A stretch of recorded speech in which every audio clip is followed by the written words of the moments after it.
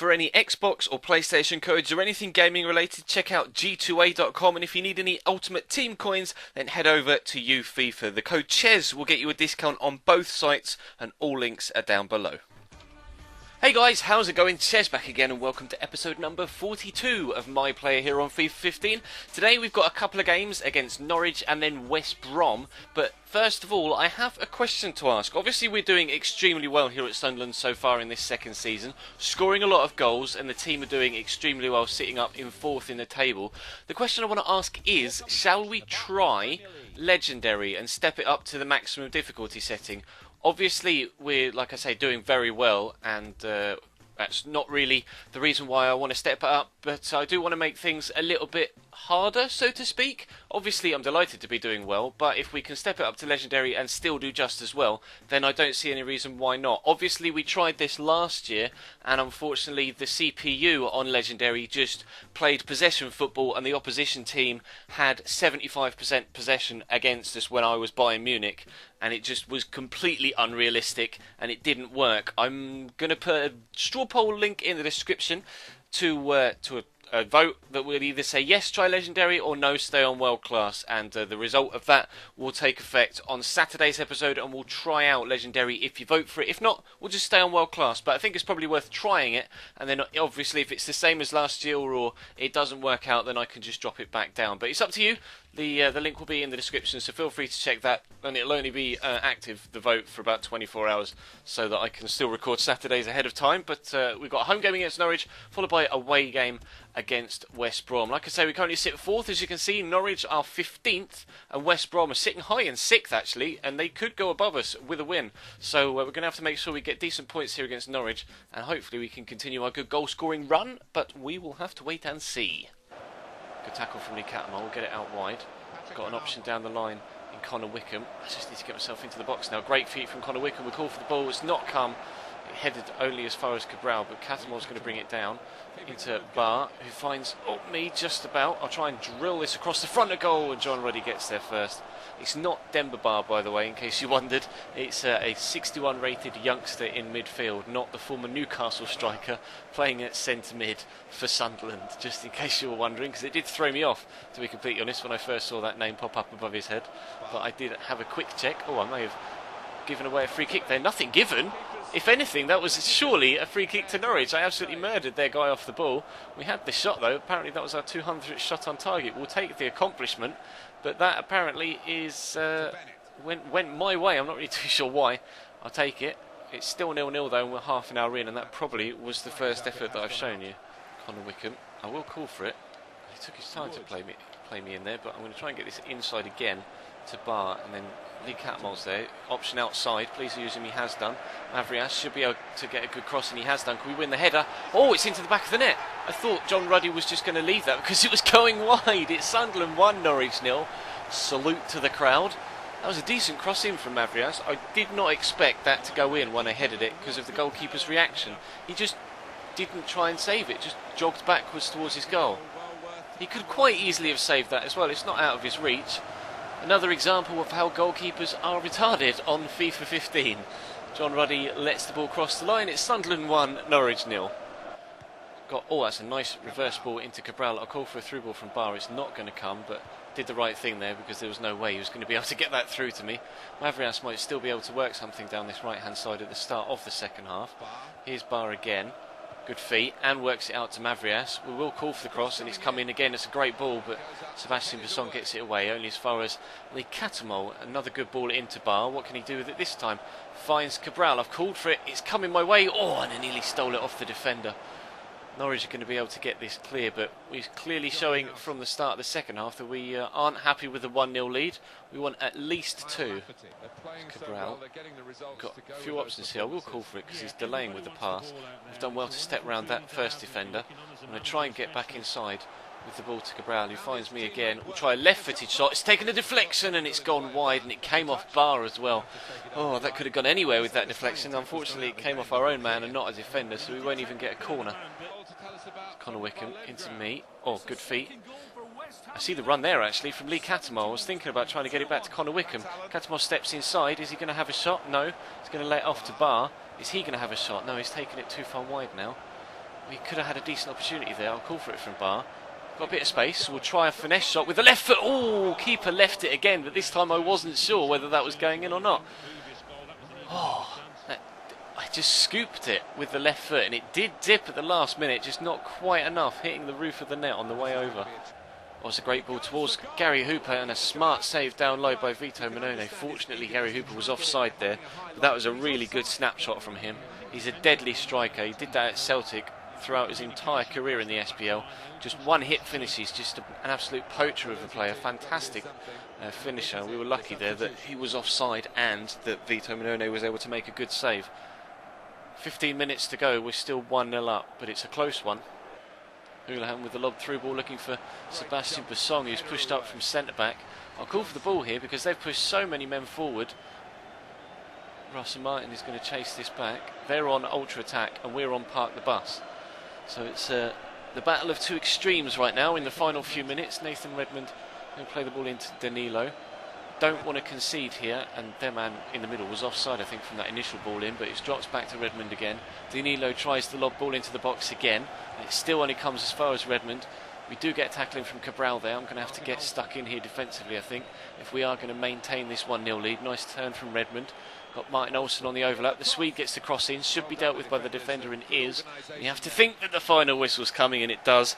A 1-0 win then for Sunderland at home against Norwich. A game you would expect us to win, but still, it wasn't an easy game. It wasn't exactly the most entertaining of games either. It's typical that I mention in the build-up to the intro that I'm thinking about stepping up to legendary because we're scoring too many and it's a little bit easy. And in actual fact, that was a bit of a stalemate game, but still, we'll try our best away at West Brom. We've just lost away at West Ham, so they'll definitely want some payback for that defeat against us. But I'm not sure whether that closes the gap to third. Indeed it does, but Tottenham do still have a game in hand on us, as you can see. So if Tottenham lose that game in hand, though, we're only a point off third, although still 10 points off top. So I don't think the title at Sunderland is within our reach, but we'll continue to play against West Brom, and who knows how long this run of good form will continue. Here's Jack Rodwell back into the starting lineup after missing the previous game. What can he do? Can he instigate something here? It's a good ball to Mavrias. He's got a man in front of him. I'll call for a through ball through this channel. It's not come from Seb Larsson, but Catamon might find me. In fact, Jack Rodwell has. Turn inside, finesse shot. Good save by Boaz Myhill. Positive start then, away at the Hawthorns, having our first chance on goal in the opening 5 minutes. I'll have to wait and see if we can actually build on that, but still, pleased with that. Jack Rodwell down the right hand side. Question of whether he can get across, and he can. Can I win this header? Oh, that's a brilliant header. Apparently that's only our 10th goal from headers so far in this series as a whole, but that was one of the best ones we've had. The technique on that and the power behind it as well, to rise above the defender and just smash that into the back of the net. We got crunched as well, but I will take that all day long. 2 goals so far in this episode and 2 headers, but that definitely was the better of the 2 and probably the better of the other 9. John O'Shea knows what's up. Yes, boy, we'll take that. Sunderland 1, West Brom 0. Here's Dorrans down the line towards Davidson. West Brom going to try and get themselves an equaliser here. That was a nice flick back to Graham Dorrans. The Scott's going to burst into the box, but Pectomet can't find him. In fact, he can find him. Oh, and they've hit the side netting. That was a decent chance. So he was offside as well. That was a great ball by Pectomet. I just did not see that on whatsoever. How is that? Oh, did it? It must have come off. It must have hit Blanco for that to be offside. But still, maybe that saved us there, because that might have been goal bound. He's running out of options, so I'm going to have to come deep again to try and pick the ball up. Just drop for me, Giaccherini, thank you. Nice one too. Oh, scoop turn to get inside the man as well, and into the box. We'll drill it across goal. Is there a man at the back post? Perhaps Seb Larsson trying to keep the move alive. Is that a penalty? No, it's half time. I thought we got a penalty there. We're going in at the break, 1-0 up.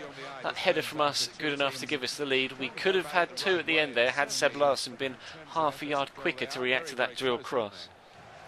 Here's Blanco, gives it to Chris Brunt and makes a forward run, but Brunt decides to ignore him and go out wide. Does have a fantastic cross on his left foot and a good delivery on him, Chris Brunt, so we have to be wary of that. Try and force him onto his right if we can, but Davidson's going to play it inside to Baird. Gets it to Pectomet.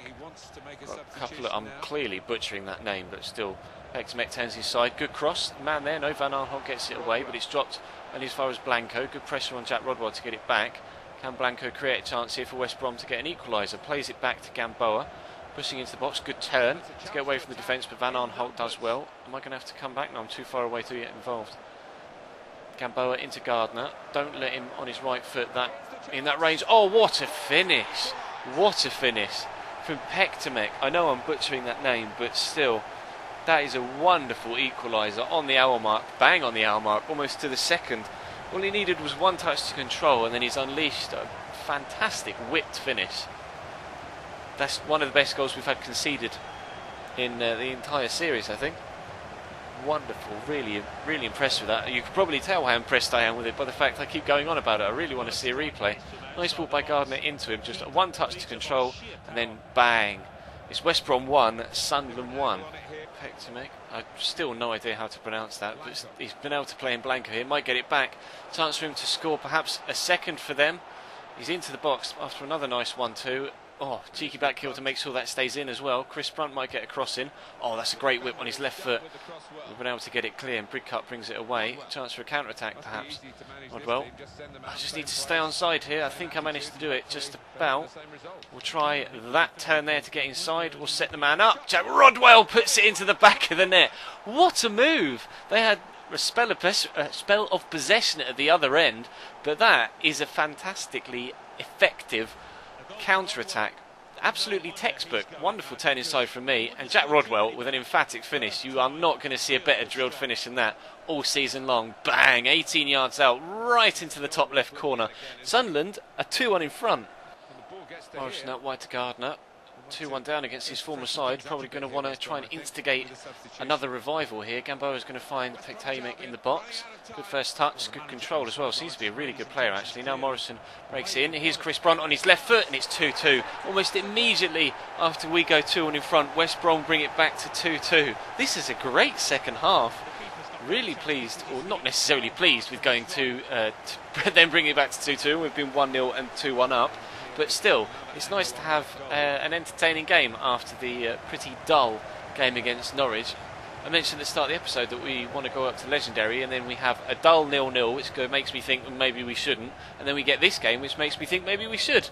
I don't know. The decision's yours. The straw poll will be in the description. Go and have a quick vote.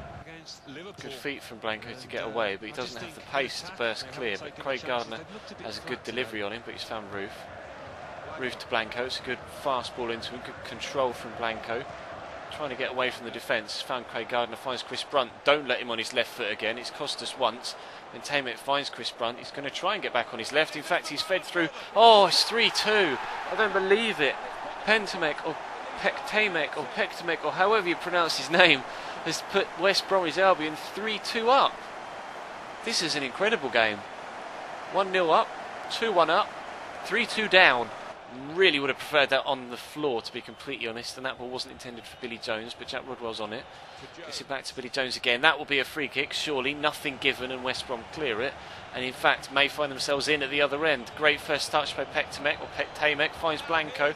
Blanco with a chance to play Pektamek again, turns inside. Weird choice of pass to Chris Brunt, but he's on his left, tries the shot, deflected by Rodwell, goes out for a corner. We could even find ourselves 4-2 down here after being 2-1 up with only 20 minutes to go. We switch back from all-out attack to attacking just to cope with this corner, I think. Try and get this clear if I can. In fact, Lescott's beaten me in the air, but we have hoofed it away. It's probably going to be a really elongated final clip. I need to get this ball back off Lescott if I can, and I've not managed to do so. We have got it here. Please, just throw yourself into that challenge. Hasn't shown any sort of commitment there, and West Brom are going to come away with the ball, and in fact probably going to look to hold it in the corner unless... No, don't do that, Van Arnholt. Oh, in fact the final whistle's gone anyway. It's not going to matter. We take a 3-2 defeat from the second game of the episode, a 1-0 win at home against Norwich. We travel away to the Hawthorns and lose after being in front not once but twice. The decision is yours whether we step up to Legendary or not. I genuinely don't mind. But that game was pretty entertaining, to be completely honest. It was a fun one. It's been a while since we had a genuinely fun game to play in, and I really enjoyed that, to be completely honest. So if you enjoyed the episode, then of course feel free to hit that like button and subscribe if you haven't already. We're closing in on 37k, so it'd be great if we could do that over the weekend. I'll have to wait and see, obviously. We'll have a quick look at the squad report. 20 goals in 22 appearances so far this season with 3 assists. perhaps a little bit greedy, but you know, you're a striker, you're not really supposed to get more assists than goals, and we are growing very well all across the board as well. Our dribbling and ball control have definitely jumped up so far this year, finishing only up 1, but it is at 77, and clearly our finishing isn't affected by only having a 77 rating, because we've scored 20 goals already this year, and we're about to go into the January transfer window. We're quite fast, 81 acceleration, 85 sprint speed, and mentioning the transfer window, like I say, we are going into it now, so the next episode on Saturday will be Liverpool and Swansea, and we'll be in the transfer window. So I don't know whether we'll get any offers. I'm not going to request to leave. If we do leave Sunderland, it won't be until the end of this season, but we'll have to wait and see if we get any genuine offers for us during that window. But for now, that's going to bring today's episode to a close, guys. Thank you very much for watching. Drop the video a like if you enjoyed. Vote on the straw poll in the description down below. That will only be active for about 24 hours or so, but still I will make the decision that you come to. I'll put that into effect on Saturday's episode. But that's all for now. Thank you very much for watching, and I'll see you next time.